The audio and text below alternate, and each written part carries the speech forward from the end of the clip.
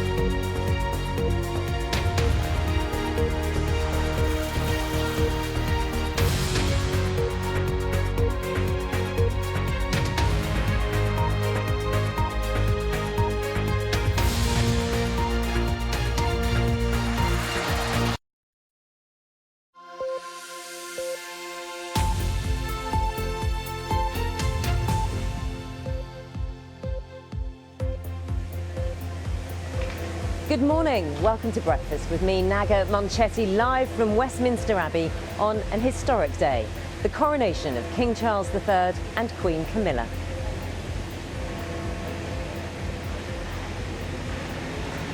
The King will become the 40th monarch to be crowned at this historic church in a ceremony which will reflect 1,000 years of tradition. The day will be a display of pomp and pageantry, with the nation's armed forces promising a spectacular event when the King and Queen process through the streets of the capital. The procession begins at Buckingham Palace. Thousands of well-wishers will line the route. Crowds are really starting to grow here on the Mall, as is the level of excitement. Now, some people have been camping here for days, others have just arrived in the last hour or so. We'll be talking to some of them in just a few minutes. I'm Charlie Stayt with the rest of this morning's news. A bruising set of local election results for the Conservatives as the party loses more than 1,000 council seats. Labour is now the largest party in local government for the first time in over 20 years. COVID-19 is no longer a global health emergency, according to the World Health Organization, but it still poses a considerable threat. Good morning. We have got some rain in the forecast today for Coronation Day, affecting southern parts of England and Wales, and likely to affect the London region through the middle part of the morning right through until the afternoon. But it won't be raining the whole time. It'll be showery and there'll be some sunshine around further north. I'll have more details coming up shortly.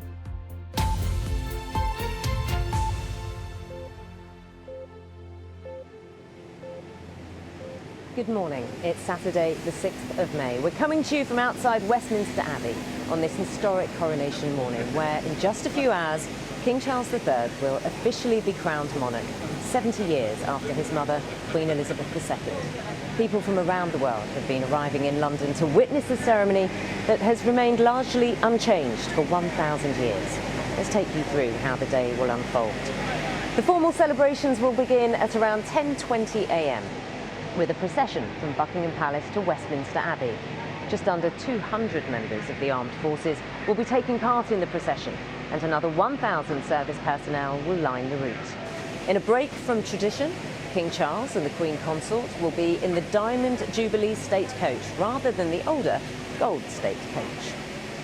The coronation ceremony is due to begin at 11 a.m. The King has opted for a smaller, shorter and more diverse ceremony than his mother's in 1953.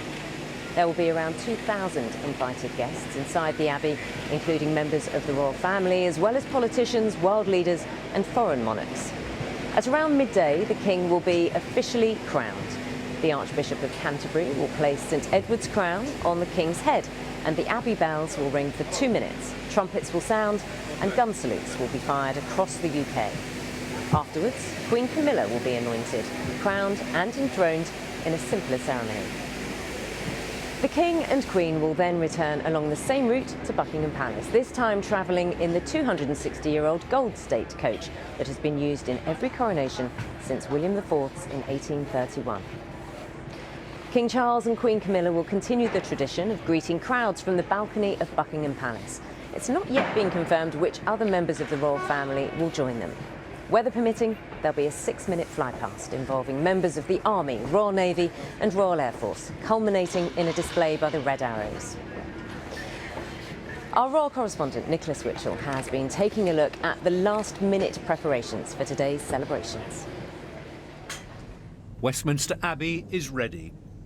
The coronation